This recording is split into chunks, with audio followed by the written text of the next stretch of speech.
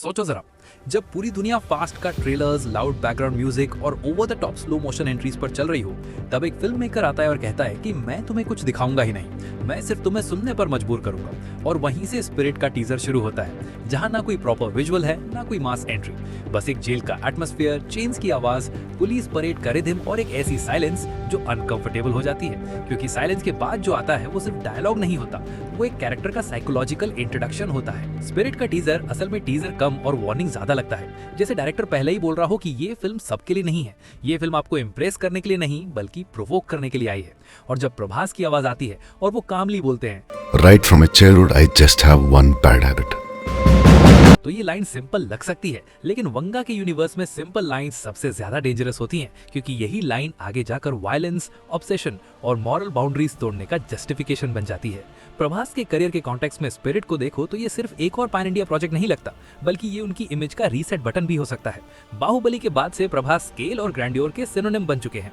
सलार में वो silent beast थे, कल्कि में वो मिथ और फ्यूचर का हाइब्रिड थे, लेकिन स्पिरिट में वो एक ऐसे कॉप के रोल में है जो सिस्टम का हिस्सा होते हुए भी सिस्टम के बाहर है। एक आईपीएस टॉपर जो जेल के अंदर है, और यहीं से कैरेक्टर इंटरेस्टिंग हो जाता है, क्योंकि नॉर्मली कॉप फिल्म्स में हीरो सिस्टम साफ करता है, लेकिन यहाँ हीरो खुद सिस्टम के अंदर घुट रहा है। संदीप रेड्डी वंगा का नाम आते ही लोग ऑलरेडी डिवाइडेड हो जाते हैं।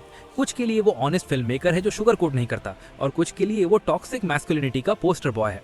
और स्पिरिट का टीजर देखकर ये क्लियर हो जाता है कि वंगा इस बार भी मिडिल ग्राउंड चूज करने के मूड में नहीं है। वो अब भी वही रॉ अनअपोलोजेटिक सिनेमा बना रहा है, बस इस बार सेटिंग ज्यादा सेंसिटिव है, क्योंकि जब आप रेज और ऑब्सेशन को पुलिस यूनिफॉर्म के अंदर डाल देते हो तो डिबेट और भी ज्यादा इंटेंस हो जाती है। स्पिरिट का साउंड स्टोरी एक्चुअली एक साइकोलॉजिकल एक्सपेरिमेंट जैसा है, क्योंकि बिना विजुअल्स के आपका दिमाग खुद ही इमेजेस बनाना शुरू कर देता है।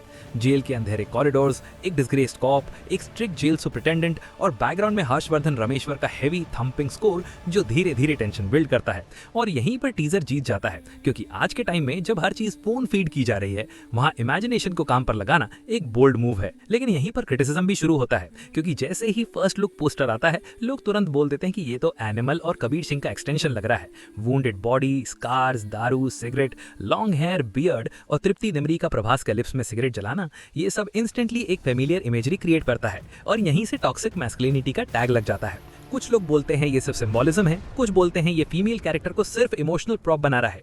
और सच ये है कि वंगा को ये सब रिएक्शंस चाहिए ही होते हैं, क्योंकि उनके सिनेमा का सबसे बड़ा प्रमोशन ही कंट्रोवर्सी होती है। वन बैड हैबिट को लेकर सब अपनी अपनी थ्योरी बना रहे हैं। कोई बोल रहा है ये जस्टिस के लिए ऑब्सेशन है, कोई बोल रहा है ये एंगर मैनेजमेंट इशू है, और कोई बोल रहा है ये सिर्फ एक और अल्फा मेल फैंटेसी है।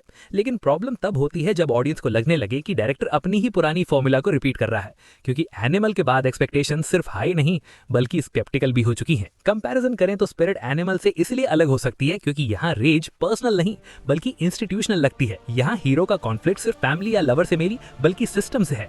और अगर स्क्रिप्ट ने इस एंगल को एक्सप्लोर किया तो स्पिरिट एक पावरफुल कॉप ड्रामा बन सकती है।